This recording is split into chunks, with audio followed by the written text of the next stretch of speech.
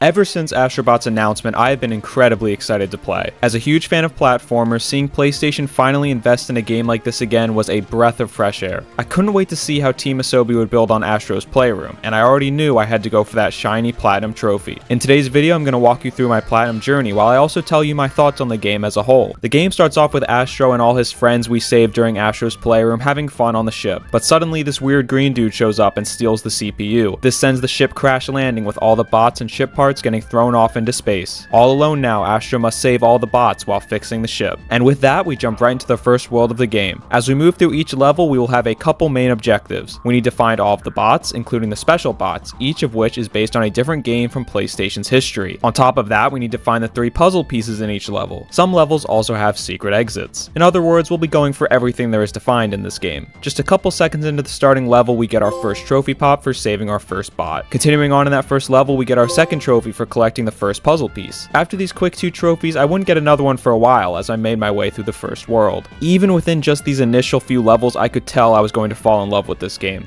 Astro Bot is just pure fun to play, whether it was the beautiful graphics with colors that pop off the screen, the creative game design throughout the levels that kept each moment feeling new and fresh, or the constant flow of exciting PlayStation references. This game is almost like a sensory overload, but in the best way possible. I genuinely could not stop smiling as I played through these opening levels. I must admit, it's a feeling I haven't got from video games in quite a long time. As I was wrapping up World 1, I got a trophy here for shooting the basketball into the net. After this, it was time for the first boss fight in the game, Mighty Chewy. I think the boss fights were the thing that pleasantly surprised me the most, as they are fantastic. They are what I would call spectacle boss fights, with so many flashy animations and effects. I didn't find any of the fights to be particularly difficult, so if that's your thing, you'll be disappointed. But I don't think difficulty is really what they were going for. It was all about the experience of the fight. After taking down Mighty Chewy, I expected a trophy pop, but as it turns out, there was another surprise waiting for me. Each world finishes with a collaboration level featuring one of PlayStation's iconic franchises, and for the first world, we got Ape Escape. I thought this level was so cool, knowing that many of the people from Team Asobi's dev team come from the now closed Japan studio, the original creators of Ape Escape. This level feels like the team got to live out their dream of making a modern day Ape Escape game, and I love that. After completing this final level in World 1, we recover our first ship part. Immediately after this, we find ourselves back in the hub world, where we unlock the gacha machine. We'll come back here a bit later. For now, it's time to make our way to World 2 with the help of our save bots to access new areas in the hub world we couldn't reach before. Oh, also I lied, I couldn't help myself and did a couple spins on the gacha machine. Okay, back to work for real this time in World 2. This world was just as delightful as the first, however, I didn't get nearly as many trophies here, but I did get one trophy by accident on the level with the singing tree. I got a little too excited and kept spraying into his mouth, interrupting his song. Not the first time I've done that. Hey,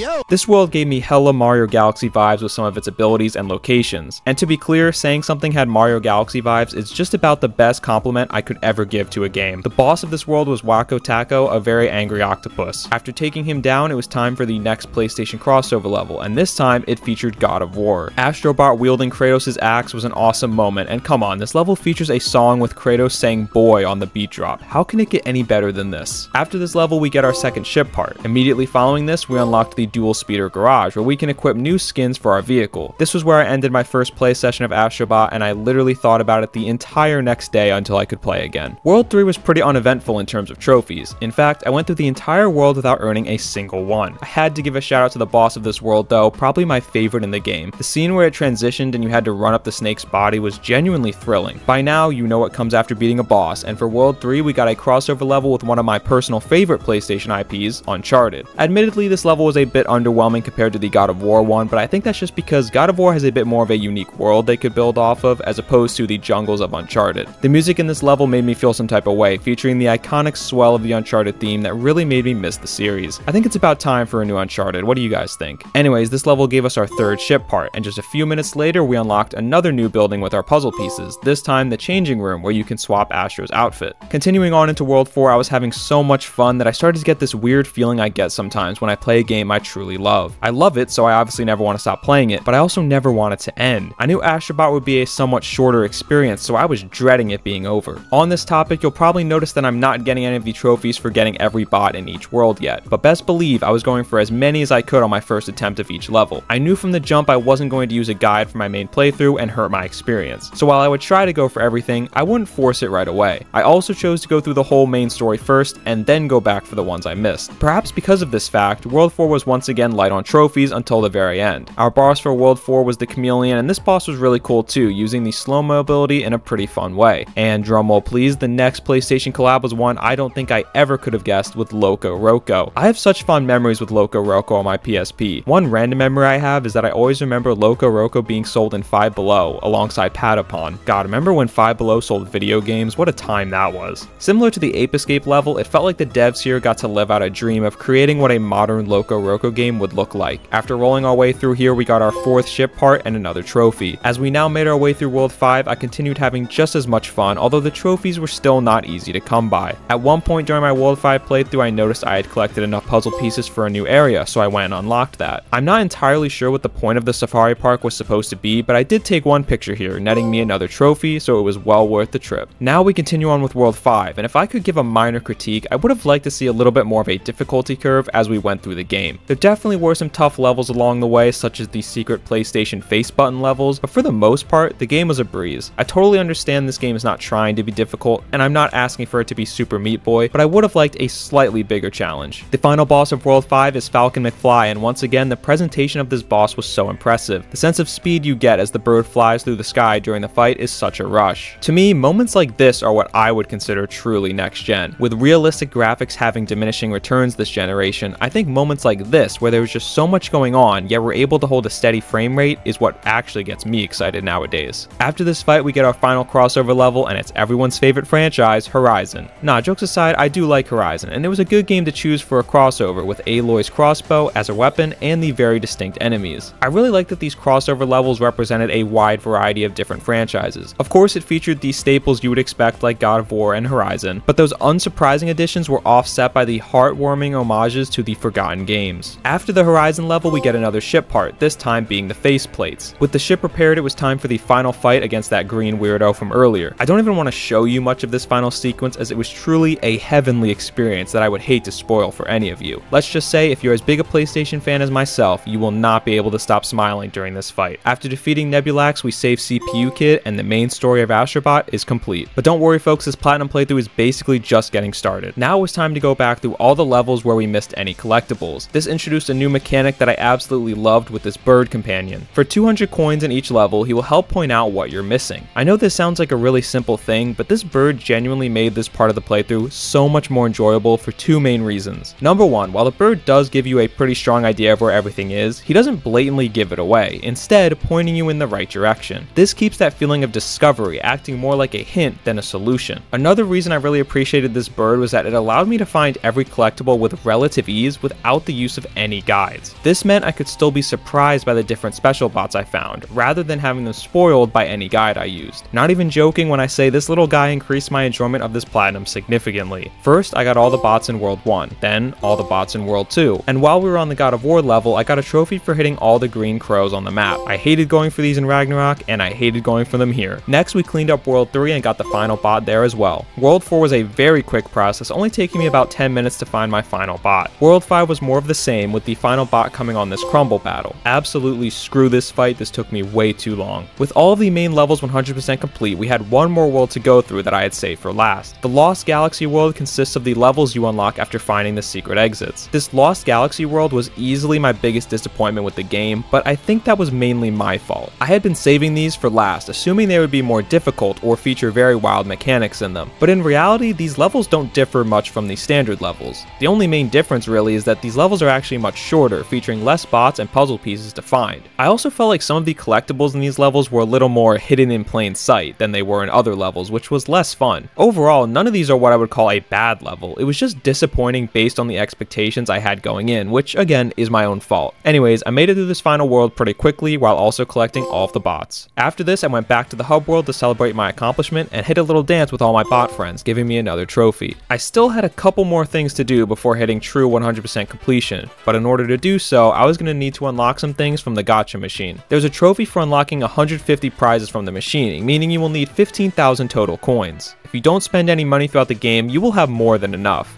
Even with me constantly spending 200 coins for the bird, I was still very close. But I did have to farm some coins, and the best spot to do this is in the final encore level. Quickly run through the level until you reach this spot with 4 coin boxes. I believe hitting all 4 will give you 120 total coins. You can then just exit the level and do it again. This went pretty quick, especially because you will gain some other coins along the way as you make it to this spot. This didn't take me very long at all, and with 15,000 coins in hand, I channeled my inner kick streamer and gambled it all away. The gacha prizes consist of skins for Astro and the glider, as well as added bonuses to the special bots you've saved. After 15 minutes of spinning the machine, I got the trophy for getting 150 prizes. I think it's pretty weird that this trophy is for getting 150 prizes instead of just getting all 169 of them. But oh well, that saved me some time. With all of the gacha prizes won, I could now get the previously inaccessible final puzzle piece I needed, unlocking the golden statue. Here lies the secret final level, the hardest challenge of the game and this platinum playthrough. I immediately hopped in and gave it a couple tries, but didn't make it very far. I'd already been playing for a while and it was pretty late, so I figured I would try again the next day. People online were really talking up this level's difficulty, so I had set aside a good amount of time to try and get through it. But believe it or not, I managed to make it through on my first attempt on this second day. I'm not usually one of these people that brag about doing something difficult on my first try, mainly because I'm not that good at games, but let me flex here, because I'm pretty proud of this. You saw that I climbed up the wall of bots, which is how you first enter the level, so you know this was my first attempt of the day. Other than the first 2 obstacles, I had no idea what was coming the entire time. It was all pure instinct. By the end, my heart was racing, because I knew if I messed this up, I would be here for a while. You know when you try something really difficult in a game and you do well on your first attempt, and then regress really hard until you're able to make it back to that point? I felt that coming if I didn't clear it here. Thankfully though, I locked in and somehow took down Astro Bot's biggest challenge in just a few minutes, collecting the true final special bot. With the game now at 100% completion, it was time to go for all of the miscellaneous trophies. Most of these required interacting with certain special bots or doing tasks in levels. This is the point in the playthrough where the trophy pops really start to fly, so try to keep up. First, I checked in on all the ship parts we saved and watched them sing their song. Next, I went back to the Ape Escape level to catch the hidden golden butterfly. Then back to the Uncharted level where I had missed one of the golden eggs. In the Horizon level, I had to kill 7 enemies with the tripcasters placed throughout. After that, I had to defeat 2 enemies at once with the frog hands ability. Luckily, the level Wormy Passage has a perfect spot to do this. Back to my gambling ways in Slow-Mo Casino as I need to hit 4 jackpots in a row. Please don't tell the house I cheated with the slow-mo ability. I enjoy having working kneecaps. Next came the cutest trophy in the game as I jumped through this hoop with the penguin ability. With all of the level specific trophies done, I went back to the crash site to interact with some of the special bots. First, I had to take a picture featuring both the Lara Croft and Nathan Drake bots. The angle for this one is kind of weird, but I got it to pop eventually. It would probably be easier if you went for this immediately after getting Lara and Nathan before saving all of the 300 bots. For these next trophies, you need to have unlocked their Gacha Machine award. Thankfully, I had already done that previously, so this went very quickly. I angered Kratos and then hid behind Thor, making him take the rage. Next, I got rolled up by the Prince bot's rolling ball. This really put me in the mood to play Katamari. I took a little break to have a dance party with the Crash bot. Then I beat the brakes off the Yakuza bot for no apparent reason. Next, I practiced my instigating skills by causing a fight between the Ryu and Ken bots. With all of these special bot interactions complete, it was time for a few last random trophies, including breaking up a bot wall and knocking a bot out of a bot tower without it crashing down. Okay, that was a lot. Finally, just one more trophy, and I felt it was a pretty fitting one to save for last, climbing up to the top of the mothership and looking down on all the bots we had saved. And with that, the Astro Bot Platinum was mine, and one of my favorite gaming experiences in a long time came to a close. I can barely express how much I loved this game. I smiled from ear to ear the entire time I played it. The rush of joy I felt as each new special bot appeared, reminding me of my memories with that character and franchise, was truly special. And the good news is that Astro Bot isn't just some fan service nostalgia game. It is a truly phenomenal 3D platformer through and through that rivals the industry greats. I truly hope PlayStation makes more games like this in the future. And when I say more games like this, I don't just mean 3D platformers. I mean more games in general that differ from their typical style. And I would also like to see PlayStation embrace their history more like they did with this game. PlayStation has such a rich catalog of games and franchises from the last 30 years, but it's so rare that they truly celebrate them. Astro Bot is a must-play for anyone who loves PlayStation, 3D platformers, or ideally both. The Platinum is perfect, incentivizing you to find and do everything without adding unnecessary hassles. If I could give one recommendation to you, it would be to please not go for this Platinum with a guide on your first playthrough. Let yourself enjoy the magical ride. The game is short enough that you won't be wasting much time. And while I showed you a lot in this video, I mainly stuck to things directly tied to trophies. There was so much more awesome stuff to find that I didn't show, I promise. Thanks for watching. If you enjoyed this video, please leave a like and subscribe. It really helps out the channel a lot. And I will catch you all soon for my next video.